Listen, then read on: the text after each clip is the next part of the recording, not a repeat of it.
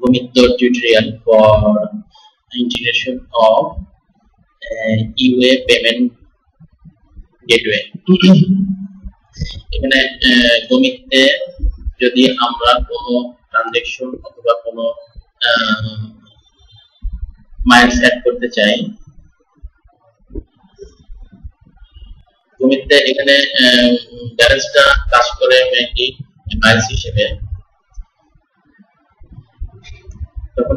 যখন কোনো মেম্বার কোনো ট্রানজাকশন করতে চায় অথবা শিপমেন্ট করতে চায়, তার আগে অবশ্যই তাকে মাইলস অ্যাড করতে হবে। যদি ব্যালেন্স শূন্য থাকে তাহলে সে কোনো শিপমেন্ট বা কোনো কার্যক্রম করতে পারবে না। তো আমরা দেখি এখানে মাইলস অ্যাড কিভাবে করা যায়। আমরা বাই মাইলস স্ক্রিন থেকে আমরা মাইলেজ অ্যাড করতে পারবো। এখানে টাকার অ্যামাউন্ট আমরা যদি $300 দেই, তাহলে যদি আমরা সাবমিট দিয়ে পরে স্ক্রিনে যাই,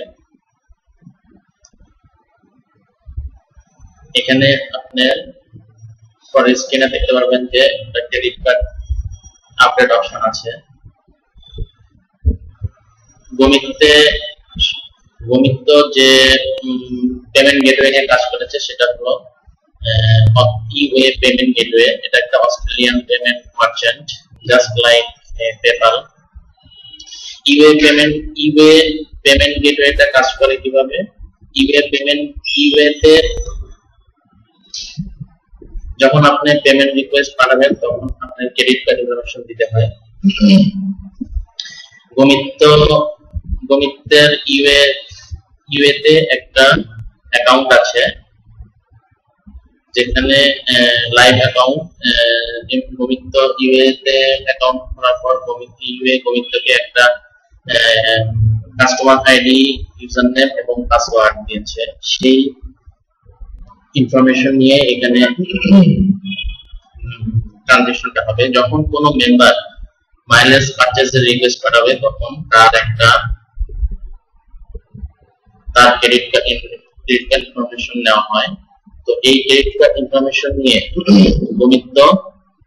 গমিত্তের যে অ্যাকাউন্ট আছে ইউএতে, সেখানে সেই অ্যাকাউন্টের এগেইনস্টে ওই মেম্বারের একটা কাস্টমার আইডি দেওয়া হয়। উল্লেখ্য যে গমিত্তের ডাটাবেস ইনফরমেশনে কোনো মেম্বারের ক্রেডিট কার্ড ইনফরমেশন সেভ থাকে না, শুধু ইওয়ে থেকে যে ম্যানেজ কাস্টমার আইডিটা দেওয়া হয় সেটাই গমিত্তের ডাটাবেসে সেভ থাকে। যখন কোনো মেম্বার ট্রানজাকশন করতে চায় তখন ডাটাবেস থেকে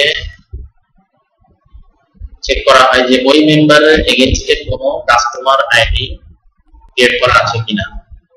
আমরা যদি গমিত্তের ডাটাবেসে যাই এবং মেম্বারস টেবিলে যাই,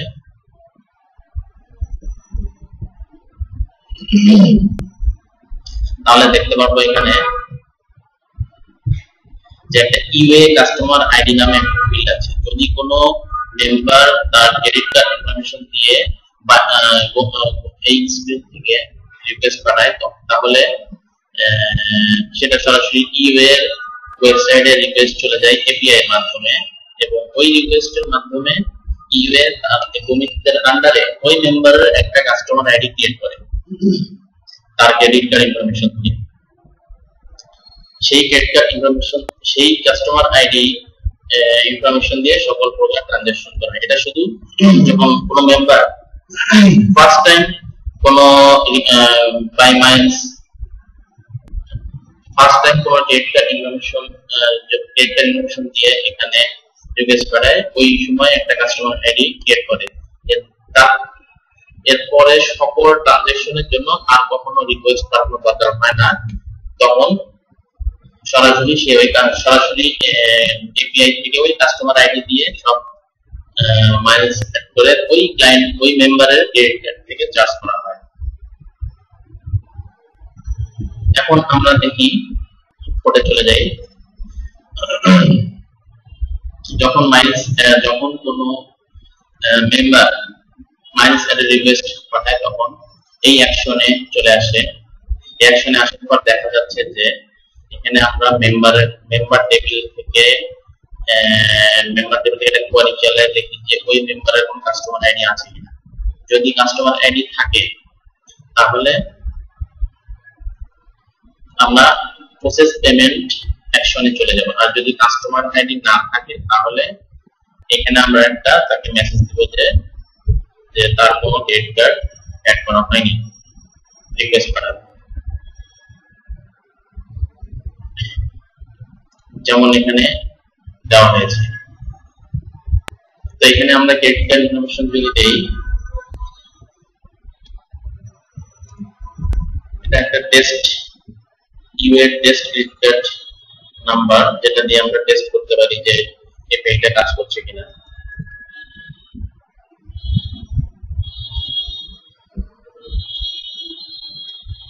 যদি আমরা এখানে সেভ চলে যাই,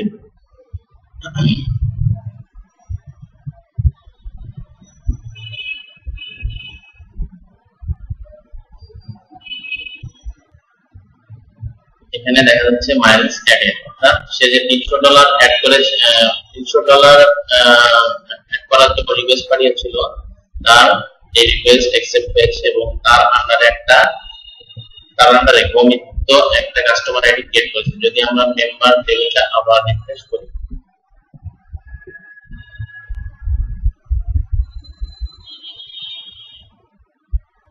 দেখা যাচ্ছে যে এই মেম্বারের আন্ডারে একটা কাস্টমার আইডি জেনারেট হয়েছে এবং একটা ডাটাবেসে সেভ হয়েছে। আমরা পরবর্তী সকল ট্রানজাকশন এই কাস্টমার আইডির আন্ডারেই করব, আর কোনো ক্রেডিট কার্ড ইনফরমেশন নেওয়া হবে না এই মেম্বারের জন্য। তো এখন দেখি কিভাবে কাস্টমার আইডিটা ক্রিয়েট হলো। কাস্টমার আইডি ক্রিয়েট হওয়ার জন্য যে এপিআইটা ইউজ করা হয়েছে,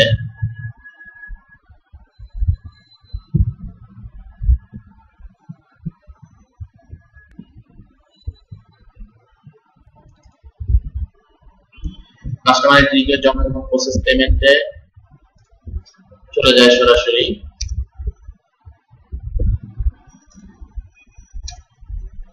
প্রসেস পেমেন্টে যাওয়ার পর এটা চেক করে যে যদি কাস্টমার আইডি নাল থাকে এবং না থাকলে সেটা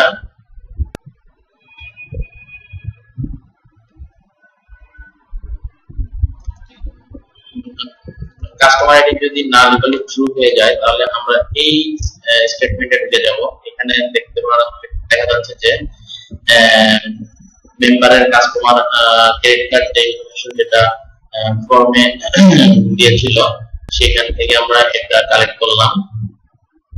তারপরে এক্সপায়ারি ডেট, এক্সপায়ারি ইয়ার, সিকিউরিটি কোড, যে অ্যামাউন্টটা দিয়েছে সেটা আমরা এখানে কালেক্ট করলাম।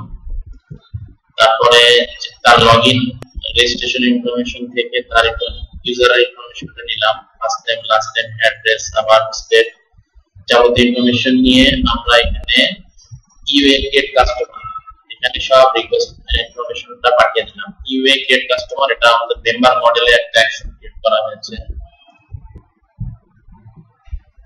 ইউএ গেট কাস্টমার এখানে যখন রিকোয়েস্টটা আসলো তখন এপিআই ইউআরএল এখানে আমরা দিয়েছি। এটা হচ্ছে টেস্ট ইউআরএল। যখন আমরা গমিত যখন লাইভে চলে যাবে তখন এই টেস্ট ইউআরএলটা উঠিয়ে দিয়ে লাইভ ইউআরএলটা দিয়ে দিতে হবে। নেক্সট দেখা যাচ্ছে গমিতর অথেন্টিকেশন ইনফরমেশনটা আছে, যেটা ইউএ তে রেজিস্টার করার পরে ইউএ গমিতকে দিয়েছে। UA customer ID, user name, password, এখানে সবকিছু টেস্ট ইনফরমেশন বসানো হয়েছে। যখন গমিত লাইভে যাবে এই ইনফরমেশন চেঞ্জ করে লাইভ ইনফরমেশন দিতে হবে। নেক্সট দেখতে পাচ্ছি যে ইউএ যে পেমেন্ট গেটওয়েটা এপিআইটা কাজ করে সেটা মূলত সোপ ফরম্যাটে দিতে হয়, রিকোয়েস্ট পাঠাইতে হয়।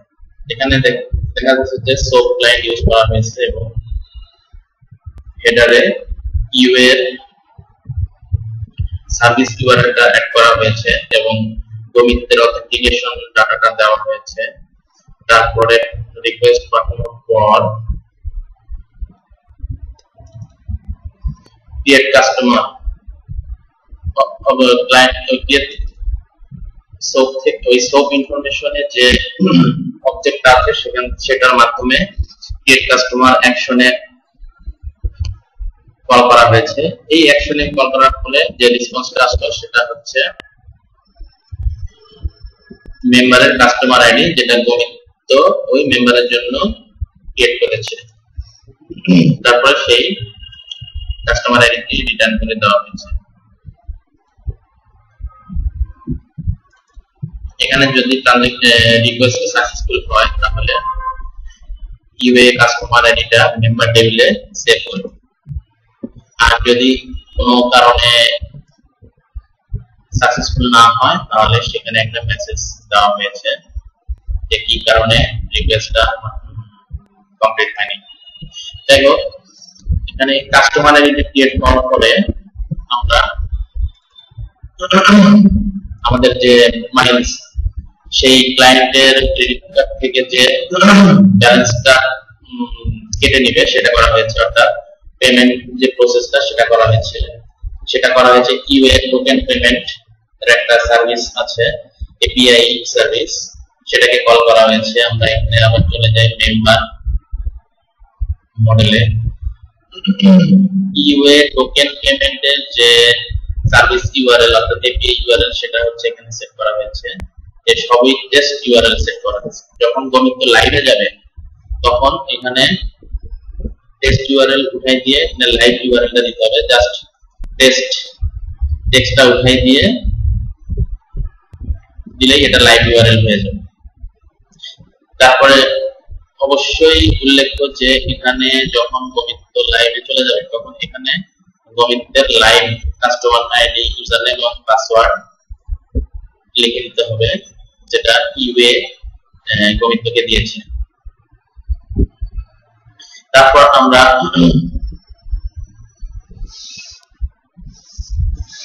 যে অ্যামাউন্টটা অ্যাড করার জন্য মেম্বার রিকোয়েস্ট পাঠাইতে সেই অ্যামাউন্টটা এখানে দিলাম। ইউএ তে সকল অ্যামাউন্ট এর সাথে 100 গুণ করা হয়, কারণ ওরা সব সেন্টে হিসাব করে। এজন্য এখানে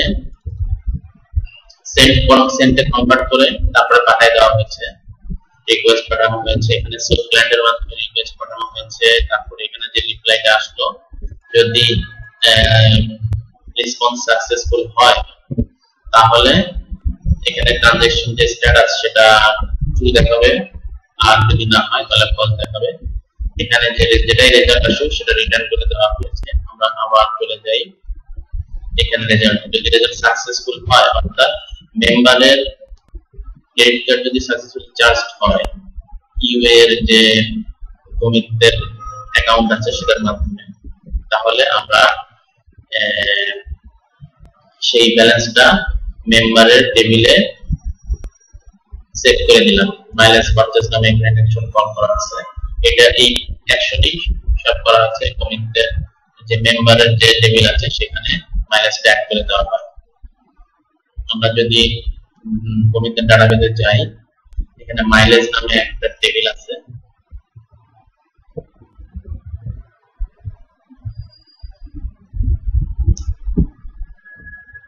মাইলেজ টেবিলে এখানে ব্যালেন্স অ্যাড করে দেওয়া হয়।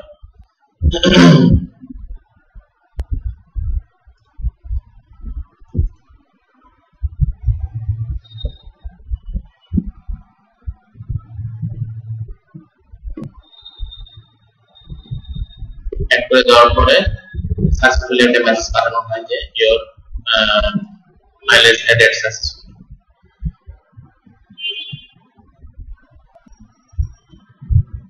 অনুরূপভাবে এর পরের ফিল্ড এখানে জাস্ট নাও আমরা যেটা করলাম টপ আপ অ্যামাউন্ট, এর পরের ফিল্ডে যেটা আছে সেটা দেখতে পাচ্ছি top me up when my miles fall below, অর্থাৎ মেম্বার্স এর অ্যাকাউন্ট ব্যালেন্স যদি একটা নির্দিষ্ট অ্যামাউন্টের নিচে চলে আসে তাহলে এখানে গমিত অটোমেটিক্যালি তার অ্যাকাউন্ট এত ডলার দিয়ে ব্যালেন্স অ্যাড করে দিবে।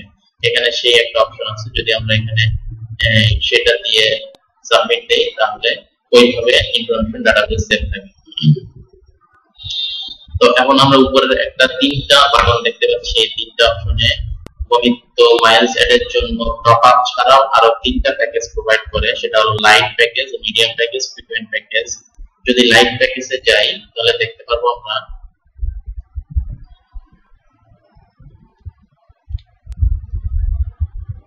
এখানে ইমিডিয়েটলি ব্যালেন্স অ্যাড করার একটা অপশন থাকে, প্লাস এখানে 500 ডিপোজিট অপশন আছে। অর্থাৎ এই আমরা যদি কোনো এখানে ব্যালেন্স অ্যাড করি 100, তাহলে সেই মেম্বারের অ্যাকাউন্টে ব্যালেন্স হিসেবে অ্যাড হয় $100 এবং ডিপোজিট হিসেবে অ্যাড হয় $500। যদি আমরা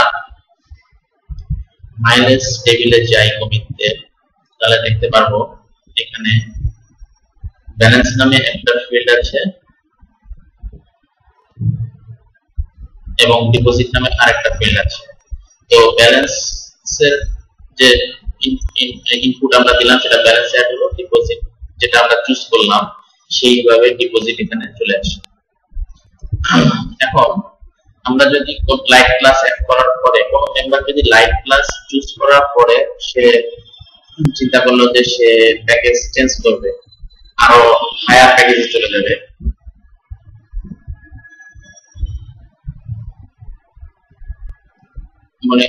সাপোজ মনে করা হলো যে সে ফ্রিকোয়েন্ট প্যাকেজ চুজ করলো এবং প্রিভিয়াসলি সে লাইট প্যাকেজ চুজ করা আছে। এখন ফ্রিকোয়েন্ট প্যাকেজ চুজ করার সময় সে $100 ব্যালেন্স অ্যাড করলো এবং $200 তার ডিপোজিটে অ্যাড হবে। কিন্তু যেহেতু সে প্রিভিয়াসলি $500 একটা ডিপোজিট চুজ করা ছিল, সে কারণে তার $200 পুরোটাই অ্যাড হবে না, $500 এর সাথে জাস্ট $1500 অ্যাড হয়ে $200 ডিপোজিট থাকবে। এই ডিপোজিটটা তার এক্সচেঞ্জ হবে তার যে ইবেতে যে তার ক্রেডিট কার্ড ইনফরমেশন দিয়ে তার কাস্টমার আইডি ক্রিয়েট করা হয়েছে, ওই সেম ভাবে তার অ্যাকাউন্ট থেকে ক্রেডিট কার্ড অ্যাকাউন্ট থেকে ব্যালেন্স কেটে নেওয়া হবে। ইউএর যে পেমেন্ট প্রসেসিং অপশন আছে সেখান থেকে প্রসেস পেমেন্ট থেকে সেম ভাবে তার ব্যালেন্স কেটে নেওয়া হবে